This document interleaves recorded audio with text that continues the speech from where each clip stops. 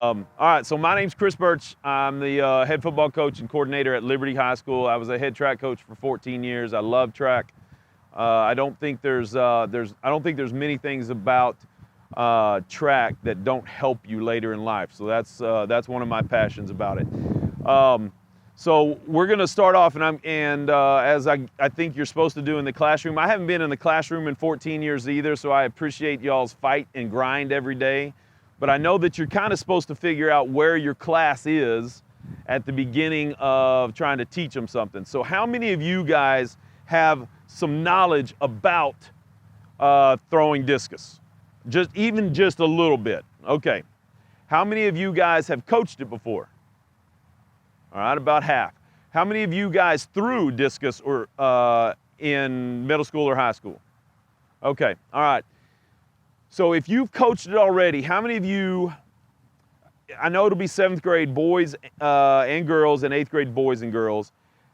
How many of you, when you coach it, think you have students and athletes that are capable by the end of the year of going with a full spin and throwing the discus? How many of you would say, yeah, I think we can probably go full spin? All right, about half, maybe-ish, all right? So we have some, and I would say that most of the time 7th graders, unless they're a really advanced athletic 7th grader, they may struggle with a full spin. 8th graders probably are going to be able to if you have one, but there'll still be some 8th graders because I was one of those 8th graders. I was built my mom called me husky from the beginning, and so I got put in this. I wasn't very athletic, and so I didn't spin until I got in high school. But anyway, there'll be some 8th graders that will spin. There may even be some 7th graders. So we're going to go through all of it. The first thing we're going to talk about is we're going to just talk about warm-up. And so this is Josh. I like Josh for 2 reasons. Well, there's more reasons that I like Josh. He is my youngest son. That's one reason. I have to like him, or I have to love him. But he also does a great job. When did you find out that you were helping me today? It was about an hour ago. I said, hey, by the way, you're showing up and you're throwing discus for a bunch of coaches today. So anyway, he's gonna just start some warm-up. So some of the things that he's gonna do is he's going to, we call this bowling, and it's teaching the kids how to release correctly. So if you are releasing correctly, I go to a lot of middle school meets and I'll see guys or girls and the discus is coming off of the pinky and out the back side of the hand. That is incorrect. All right, it should always come off the index finger. Some people, because like me, it will never come off the middle finger again if I ever choose to throw because a lawnmower decided to eat my middle finger. So it should come off of the index finger or the middle finger. So one of the drills that we will do is we will just call it bowling. And you can just do it with partners. Here you go, Burtch. You could have a partner on the other side and they'll just bowl it back and forth. But what they're going to do is they're going to work on flipping their wrist and making sure that it's coming off of the index finger. One of the things that you'll see is if that, like mine just did, if it curves off to the right, go ahead, Burtch. If it curves off to the right, or his to the left, most likely when he's releasing, his hand is tilted like this. You want to work on that hand being flat and that hand, that palm being flat against it. They don't want to cup it. If they cup it, it's going to roll one way or the other. So go again. We want that thing to be able to roll, so go ahead and bowl it a little bit harder. If it hits the fence, it hits the fence. And we want to get to a point where toward the end of it, we want it to look like that. You don't have to chase it. Don't do another one. We want it to look like that. We want it to come so clean off of our fingertips. We want it to be in a straight line. We even have a contest at about middle of the season where we will get on the football field and we'll see if any of our guys can get it the length of the football field. And we will have some every year that can get it 100 yards. So we want it to come across clean. So that was the first drill, just finger rolls. Now we'll do finger tosses. Exactly the same thing. Face this way though when you do it. Exactly the same thing. We just want to throw it up, and you want to do these by yourself, and you want to spread way out so that somebody, go ahead, so that somebody doesn't get hurt. So you can see the tip. You see the tilt of how it was. That means that he has his hand like this. All you got to do is just look at the tilt of the discus and you know the tilt of his hand. He needs to hold his hand straighter. Again, this is his first day this spring. That one looked much better. Hey, face us so we can see it.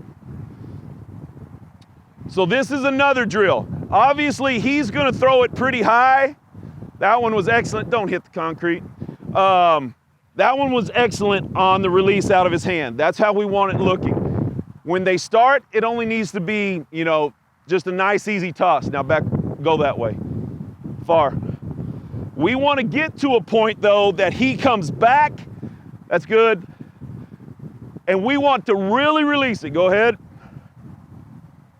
We want to throw that thing up as hard as we can. And every time, what we're looking for is it should feel like it's coming off of this finger over and over and over and over again, so that when we come to the ring, hustle back, so that when we come to the ring and we get throws in, it'll feel the same. So we just want to do that every day. He's going to be a senior, and we still do this every day.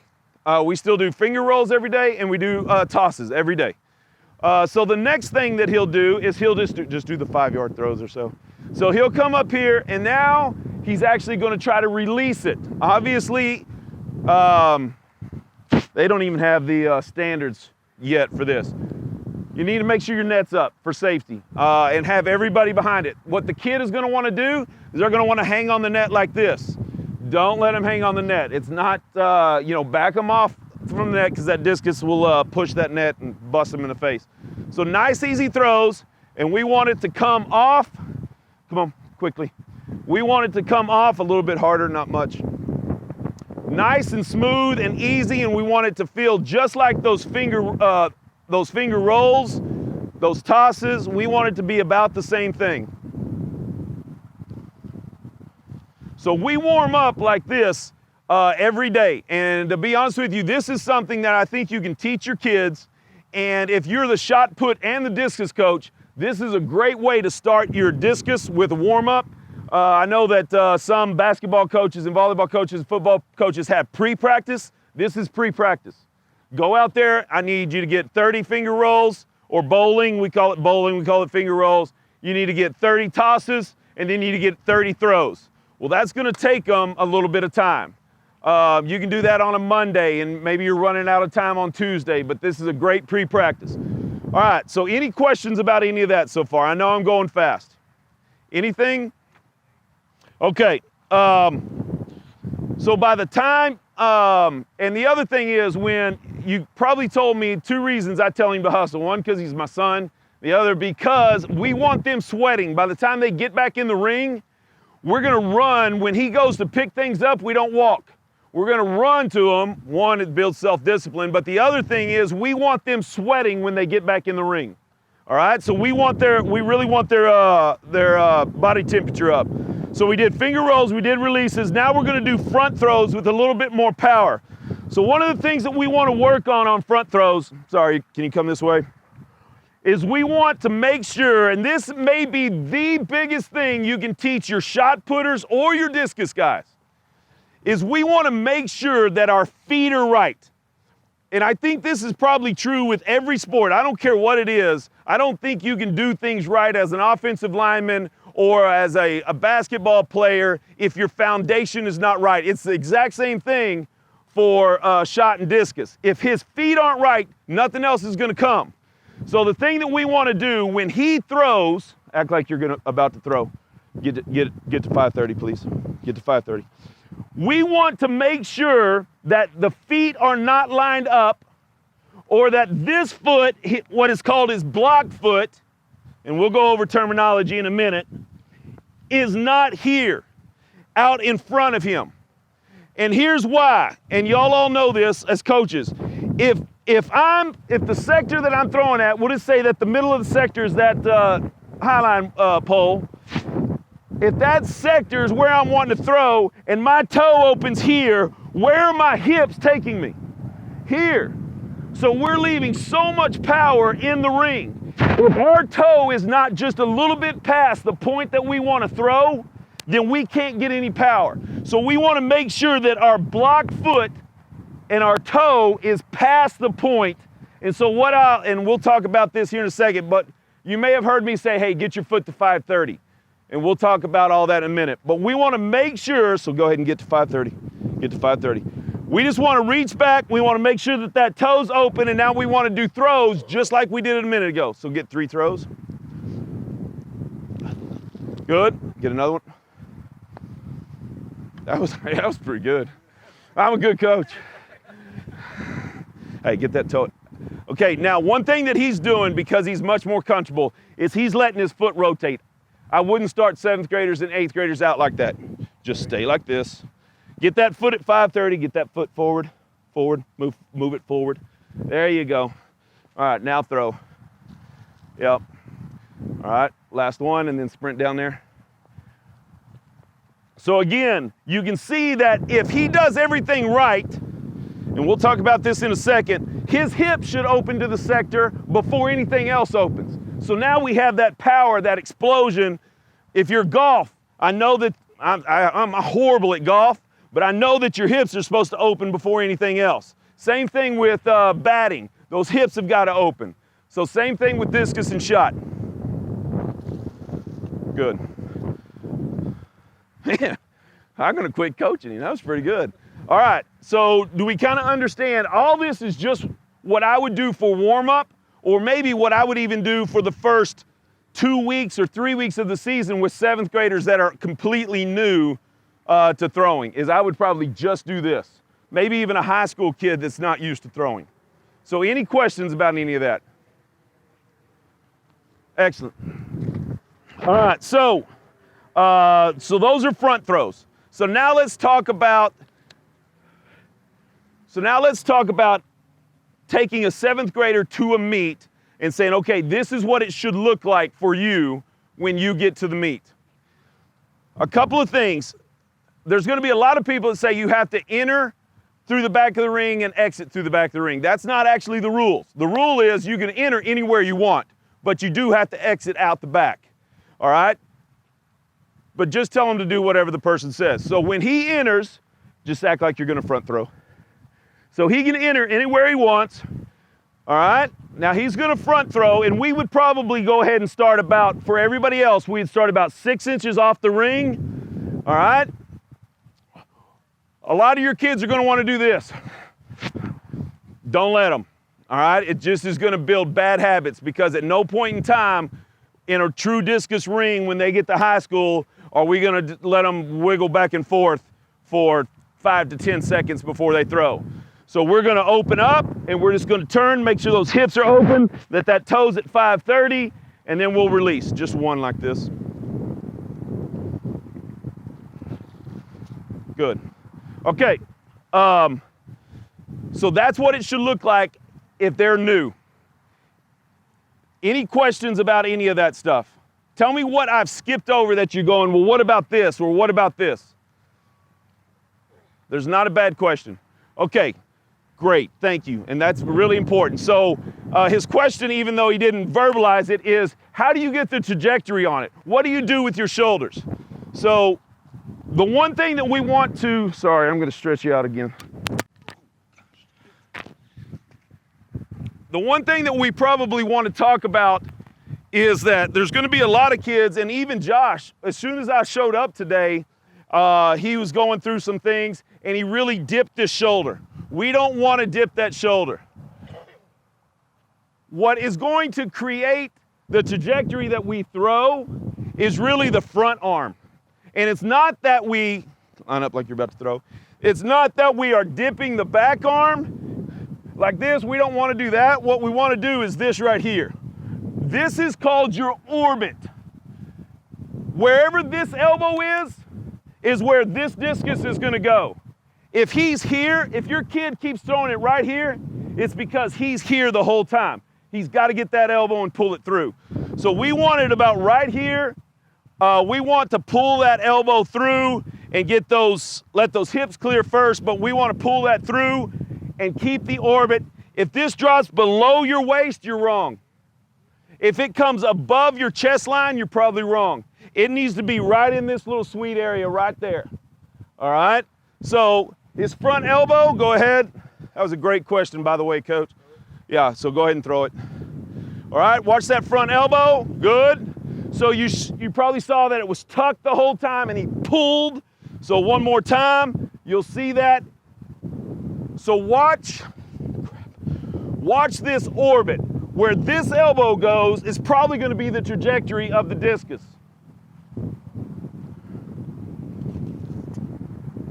All right? Good question. Somebody else? Any other questions? Okay, so now let's talk about the clock. So I'm going to jump into to spinning. The other thing that I would say is this, guys. There's some people that will allow their kids to do a spin starting like right here and then spinning in some sort of modified spin. What I would say is I probably wouldn't. If they can't spin, then just don't let them. Let them front throw, but teach them to spin correctly, because what that modified spin will do will create a bad habit. It's kind of like a volleyball girl that can get a serve in, but she's doing it wrong every time. Or a basketball kid shooting the ball like this, and you're like, well, it might work right now, but it's not going to work in high school. I wouldn't let them do a modified spin. I would just stay with what it is. All right, so if you're going to spin, we're going to teach, the way I teach it is in 3 phases. We call them phase 1, phase 2, phase 3. So the first phase is this, and I'm going to go real quick through this. We're going to go ahead and open up. We're going to split the sector right down the middle of ourselves so that everything is going this way. We want to stay pretty level, and we want to open all the way up until this pec opens to the sector. When we get there, now we're turning loose. We're not going to sit here and do this again. We're getting here, we're staying level, and now we're going. So when we get to this point, the biggest thing is going to be this toe. This toe has got to get to 830. If you go home and you Google great discus throws or Olympic gold medalist throws or whatever it is, they're going to tell you that this toe has got to get to about right here. So if this is a clock, 12 o'clock, 9 o'clock, 3 o'clock, 6 o'clock, right there, we want his toe to get to about right here when he opens up. So go ahead. So that's what we want it looking like. So let's go ahead and spin pretty slow. We want to get that toe open to here, just like that. All right? That's phase 1. He just completed phase 1. We will do this. Go ahead. Get to 830. Good. Get to 830. Get to 830. One more time. We'll do this over and over and over and over again. Get to 830. All right, now, one thing that you need to watch for, and Burtch is already doing it, he's letting this arm fly out. So if this arm flies out early, so get your foot to 830. All right, now look what happens to his body. What happens? He leans back. So when that happens, what's going to eventually end up happening, go ahead and get leaned back. Get your elbow all the way out front. Now finish your spin. Lean back. All right, now he's way off center. The throw is not going to be what you want it to be. So don't let this knee get outside. Sorry, don't let this elbow get outside the knee. Keep everything in the frame. So go again. Keep your elbow inside the frame. Yes. All right. You see, what did he start doing with his arm? Really started trying to keep it in. So go again. Get to 830. Good. All right. So that's phase 1. Phase 2, we never work phase 2 by itself. It's just really awkward to work phase 2 by itself. So he'll tie phase 1 into phase 2. So go ahead. Phase 1, getting to 830. Excellent. All right, so that's phase 1 and 2 tied together. It's just really hard to get to right here and not be moving. So we always tie phase 1 and phase 2 together. So one more time, get to 830. Now what I want you to watch is I want you to watch as he spins. I want you to watch his right foot, and I want you to see where on the clock his right foot is pointing. Here we go. Get to 8:30 with this one. Where was it? Where was his right foot? What time? Go again. Go again. Sorry, I'm a teacher at heart. You got to give me a little bit of response. Where was it? 12. That's exactly where it should be. He should go 8:30. This foot should be back at 12. So you'll hear me in practice. If you come to one of my practices, you'll hear me say 8:30, 12, 5:30. 8:30, 12, 5:30. 8:30, 12, 5:30. And all I'm talking about is his feet. So go one more time.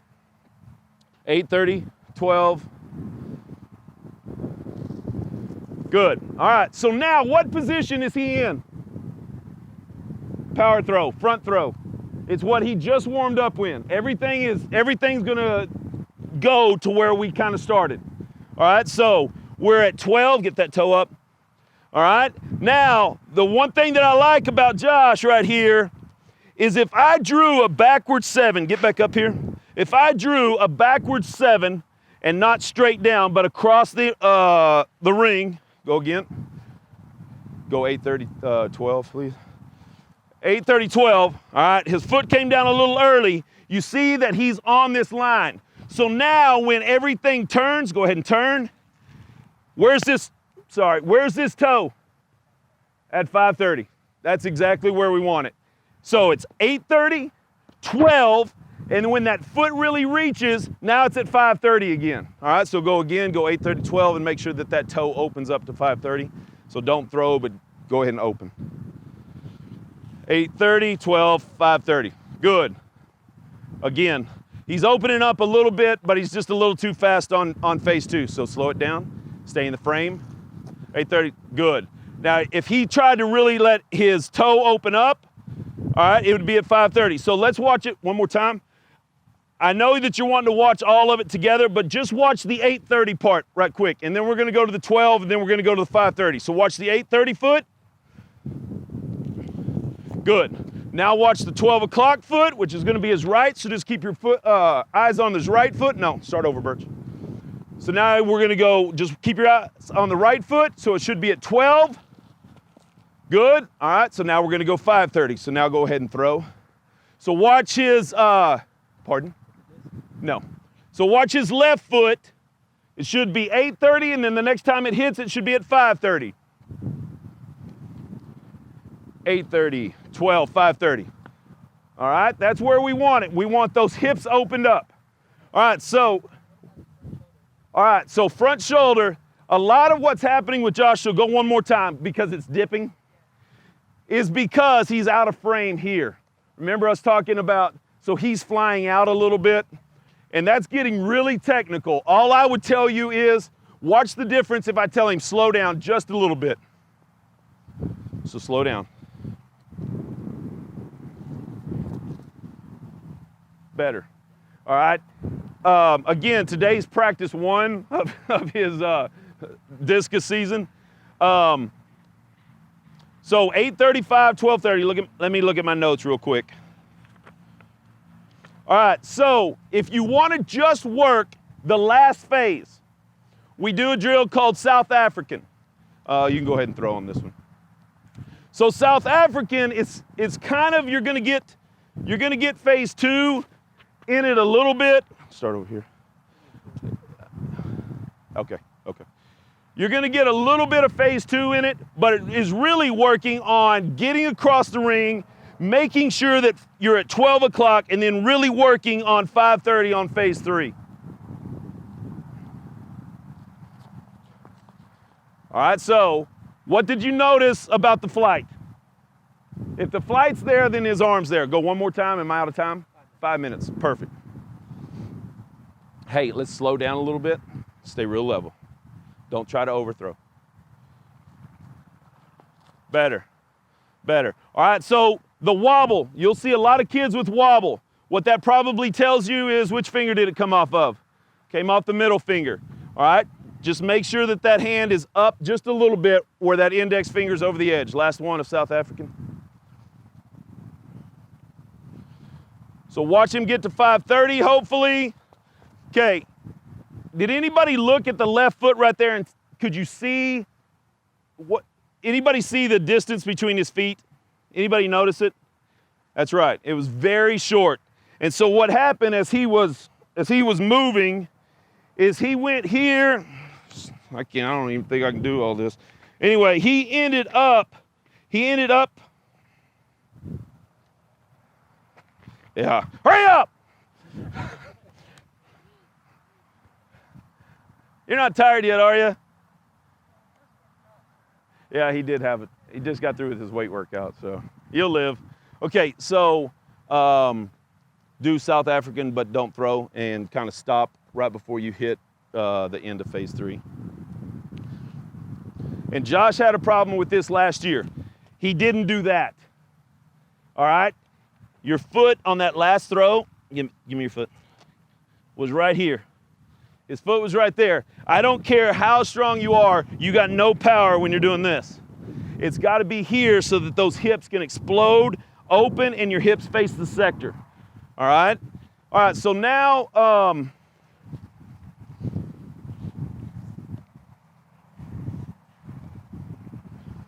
probably down to about 2 or 3 minutes. What questions do you have on full spin? I know that was really fast.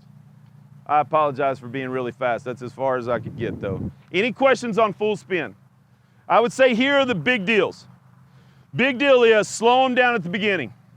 There was a time, probably 2 weeks before district last year, that we just said, okay, everything is half speed. So go ahead and give us a half speed throw with a spin. Yeah, full spin, but truly half speed. So slow way down. That's what we did 2 weeks before district because we had some issues with balance. So we just did that over and over and over. Half speed. So give me one more that's about half speed. So just slow them down. I know they're going to think, okay, faster is better.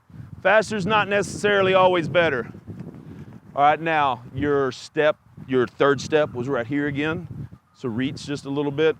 That's part of the trajectory issue is his feet were together. So let's make sure that your steps are good. Nice and slow.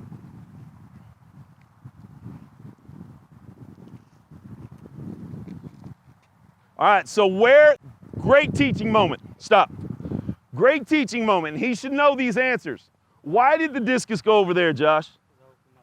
Because he opened his foot up. So instead of at 5:30, he was all the way over here to about 4.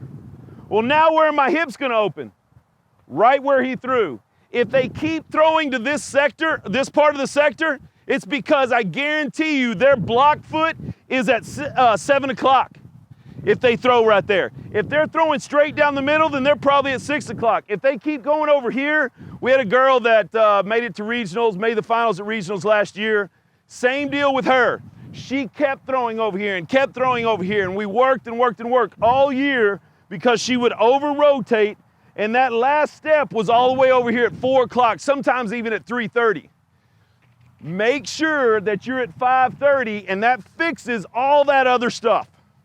All right? Does that make sense? All right, any other questions? Slow them down on the spin. Focus on 8:30, 12 o'clock, and 5:30, and you're good. I don't know where that's going to be posted. Yes. There you go. All right. Thanks, guys.